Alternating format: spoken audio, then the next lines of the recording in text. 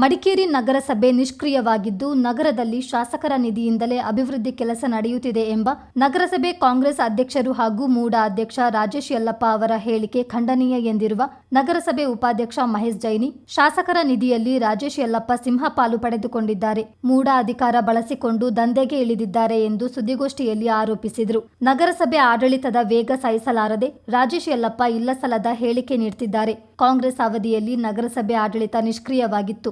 ಅದನ್ನು ಮೆಲುಕು ಹಾಕಿಕೊಂಡು ಬಿಜೆಪಿ ವಿರುದ್ಧ ಆರೋಪ ಮಾಡುತ್ತಿದ್ದಾರೆ. ನಗರಸಭೆಗೆ ಸಿಕ್ಕ ಶಾಸಕರ ನಿಧಿಯಲ್ಲಿ ರಾಜೇಶ್ ಯಲ್ಲಪ್ಪ ಅವರ ವಾರ್ಡ್ಗೆ ಸಿಂಹಪಾಲು ಪಡೆದಿದ್ದಾರೆ. ಶಾಸಕರ ದಾರಿ ತಪ್ಪಿಸಿ ಒಂದೇ ವಾರ್ಡ್ಗೆ ಹೆಚ್ಚು ಹಣ ಬಳಸಿದ್ದಾರೆ.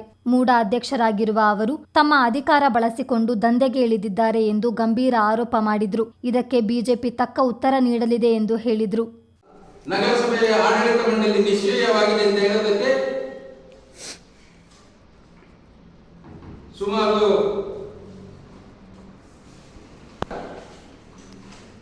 23 ಕೋಟಿ 25 ಲಕ್ಷ ಕೆಲಸವನ್ನ ಇವತ್ತು ನಗರಸಭೆ ಸ್ವಂತ ನಿಧಿಯಿಂದ ಹಾಕೊಂಡು ಕೆಲಸ ಮಾಡ್ತಿದೆ. 2025-26ರ 15ನೇ ಹಣಕಾಸಿನ ಯೋಜನೆಯಡಿ 1,38,00,000 ಕೆಲಸ ಇವತ್ತು ನಗರಸಭೆಯಲ್ಲಿ ಆಗ್ತಿದೆ.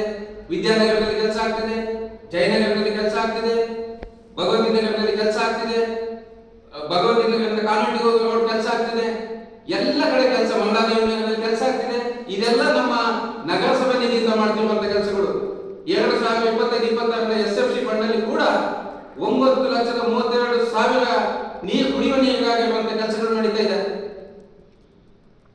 SFC ಅಲ್ಲಿ 9,77,000 ಕೆಲಸಗಳಾಗ್ತಿದೆ.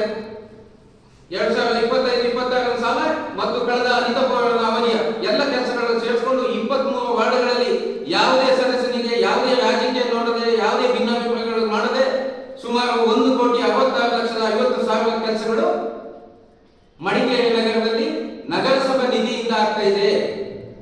ಶಾಸಕರು ಕೊಟ್ಟಿದ್ದಾರೆ ಅನುದಾನ. ಆ ಶಾಸಕರು ಕೊಟ್ಟಂತ ಅನುದಾನದಲ್ಲಿ ಸಿಂಹಪಾಲು ರಾಜೇಶ್ ಯಲ್ಲಪ್ಪನವರ ವಾರ್ಡಿಗೆ ಹಾಕಿದ್ದಾರೆ. ನೀವು ನೋಡಿ, 14ನೇ ವಾರ್ಡಿಗೆ ಬಾಕಿ ಇರುವಾಗೆಲ್ಲ ಯಾವುದೇ ಅನುದಾನ ಚಿಲ್ಲರೆ ಕಾಸು ಕೊಟ್ಟಿದ್ದಾರೆ. ಕೋಟಿ ಗಟ್ಟಲೆ ಅನುದಾನವನ್ನು ಒಂದೇ ವಾರ್ಡಿಗೆ ಹಾಕಿದ್ದಾರೆ. ಶಾಸಕರು ಏನು ಅನುದಾನ ತಂದಿದ್ದಾರೆ, ಶಾಸಕರನ್ನ ದಾರಿ ತಪ್ಪಿಸಿದ್ದಾರೆ. ಇಡೀ ಮಡಿಕೇರಿ ನಗರದ ಸಮಗ್ರ ಅಭಿವೃದ್ಧಿ ಆಗಬೇಕು ಅಂತ ಶಾಸಕರು ಹೇಳ್ತಿದ್ದಾರೆ. ಇವರು ಒಂದೇ ವಾರ್ಡಿಗೆ ಅಷ್ಟು ಹಣವನ್ನು ಹಾಕೊಂಡು ಕೆಲಸ ಮಾಡಿದ್ದಾರೆ. ಇವರು ಮಡಿಕೇರಿ ನಗರಸಭೆ ನಿಷ್ಕ್ರಿಯ ಆಗಿದೆ ಅಂತ ಹೇಳ್ತಿದ್ದಾರೆ. ಯಾವುದೇ ಮಳೆಯಲ್ಲಿ, ಯಾವುದೇ ತೊಂದರೆಯಲ್ಲಿ ನಾವು ನಮ್ಮ ಸಾರ್ವಜನಿಕರ ಕುಂದುಕೊರತೆಗಳು ಬಂದಾಗ ನಾವು ರಾತ್ರಿ ಆಗಲಿ ಹಗಲಾಗಲಿ ತಕ್ಷಣ ಸ್ಪಂದಿಸುವಂತ ಕೆಲಸ ಮಾಡ್ತಿದ್ದೀವಿ. ಇವರಾಗೆ ಒಂದೇ ವೈಯಕ್ತಿಕ ವಿಚಾರಗಳನ್ನು ಇಟ್ಟುಕೊಂಡು ನಾವು ಎಲ್ಲೂ ರಾಜಕೀಯ ಮಾಡಿಲ್ಲ. ಜನ ನೋಡ್ತಾ ಇದ್ದಾರೆ. ಭಾರತೀಯ ಜನತಾ ಪಕ್ಷದ ಕೆಲಸಗಳು ಹಿಂದೆ ಹೇಗೆ ನಡೀತಿತ್ತು, ಈಗ ಹೇಗೆ ನಡೀತಿದೆ, ಕಳೆದ ಕಾಂಗ್ರೆಸ್ ಅವಧಿಯ ನಗರಸಭೆ ಹೇಗಿತ್ತು. ನಾವು ಅದರ ಅಡುಗೆ ಮಾಡಿದೋ 2018ರಲ್ಲಿ ನಗರಸಭೆ ನಿಷ್ಕ್ರಿಯವಾಗಿದೆ. ಯಾವುದೇ ಕೆಲಸ ಆಗಿಲ್ಲ. ಅಧ್ಯಕ್ಷರು ನಿಷ್ಕ್ರಿಯ ಆಗಿದ್ದಾರೆ ಅಂತ ಹೇಳಿ 2018ರಲ್ಲಿ ನಾವು ಹಗಲು ರಾತ್ರಿ ಧರಣಿಯನ್ನು ನಗರಸಭೆ ಮುಂದೆ ಮಾಡೋದು.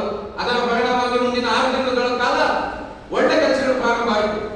ಅಷ್ಟೇ, ನಮ್ಮ ಒಂದು ಹೋರಾಟದ ಫಲವಾಗಿ ಕೆಲಸ ಆಯಿತು ಹೊರತು ನಿಷ್ಕ್ರಿಯ ಆಡಳಿತ ಇದ್ದಿದ್ದು ಕಾಂಗ್ರೆಸ್ನ ಅವಧಿಯಲ್ಲಿ. ಭಾರತೀಯ ಜನತಾ ಪಕ್ಷ ಇವತ್ತು ಎಲ್ಲ ರೀತಿಯಲ್ಲೂ ಕೂಡ ನಗರದ ಜನತೆಗೆ ಸ್ಪಂದಿಸುವಂತ ಕೆಲಸವನ್ನು ಮಾಡ್ತಿದೆ.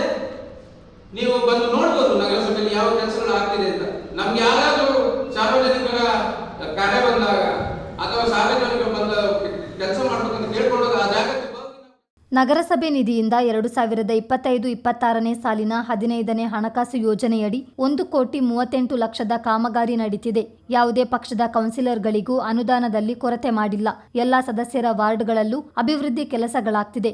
₹13 ಲಕ್ಷ ವೆಚ್ಚದಲ್ಲಿ ಸುಸಜ್ಜಿತ ಮೀನು ಮಾರುಕಟ್ಟೆ ನಿರ್ಮಾಣಗೊಳ್ಳಲಿದೆ. ಟಿ ಜಾನ್ ಮತ್ತು ಅಬ್ದುಲ್ ಕಲಾಂ ಲೇಔಟ್ನಲ್ಲಿ ತಲಾ 25 ಲಕ್ಷ ವೆಚ್ಚದಲ್ಲಿ ಪಾರ್ಕ್ ನಿರ್ಮಿಸಲಾಗುವುದು. ಸಮಗ್ರ ಮಡಿಕೇರಿ ನಗರದ ಅಭಿವೃದ್ಧಿಯೇ ನಗರಸಭೆಯ ಗುರಿ ಎಂದು ಮಹೇಶ್ ಜೈನಿ ಹೇಳಿದರು.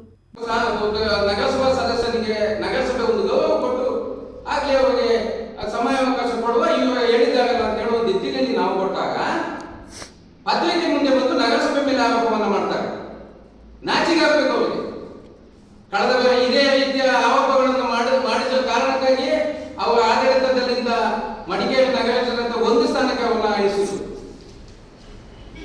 ಕೇವಲ ಒಂದೇ ಸ್ಥಾನ, 5 ನಾಮನಿರ್ದೇಶಕ ಸದಸ್ಯರನ್ನು ಇಟ್ಕೊಂಡು ಒಬ್ಬ ಜವಾಬ್ದಾರಿಯುತ ನಗರಸಭಾ ಸದಸ್ಯ ಭಾರತೀಯ ಜನತಾ ಪಕ್ಷದ ಮೇಲೆ ಈ ರೀತಿ ಆರೋಪವನ್ನು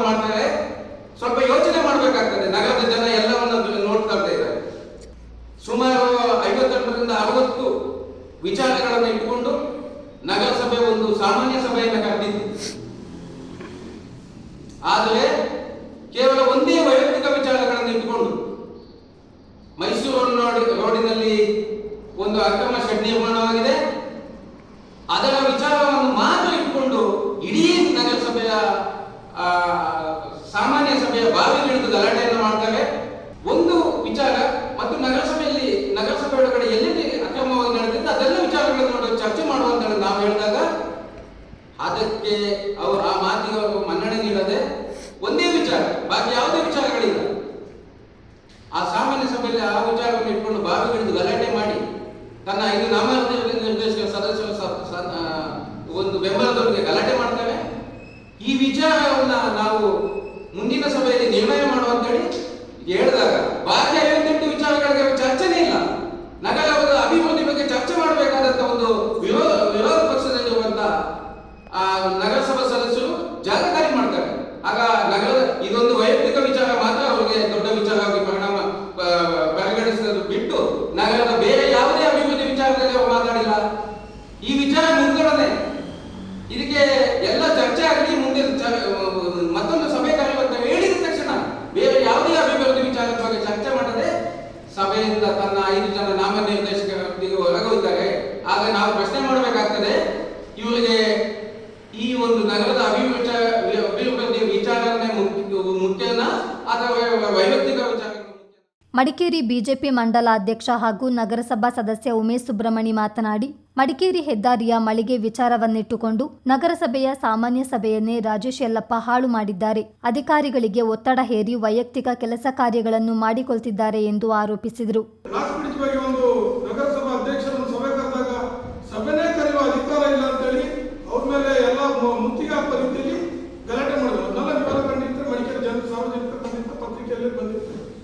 ಏನೋ ಒಂದು ಆಟ ಆಡಿದ್ರು, ಯಾವುದೇ ಕಾರಣಕ್ಕೆ ಸಭೆ ಕರಿಬಾರ್ದು, ಗ್ಲಾಸ್ ಬ್ರಿಡ್ಜ್ ಆಗಲೇಬೇಕು ಅಂತ ಆಟ ಆಡಿದ್ರು.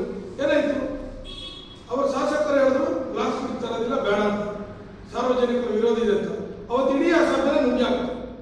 ಉದಾಹರಣೆಗೆ ಮೊನ್ನೆ ಸಾಮಾನ್ಯ ಸಭೆಯಲ್ಲಿ ದಸರಾ ಮತ್ತೆ ಮಳೆ ಕೆಲವೊಂದು ವಿಚಾರಗಳಿಂದ ಸಾಮಾನ್ಯ ಸಭೆ ಒಂದು 2-3 ತಿಂಗಳು ಲೇಟ್ ಆಯ್ತು ಅಂತೇಳಿ ಅದ್ರ ಬಗ್ಗೆ ಗಲಾಟೆ ಆಯ್ತು.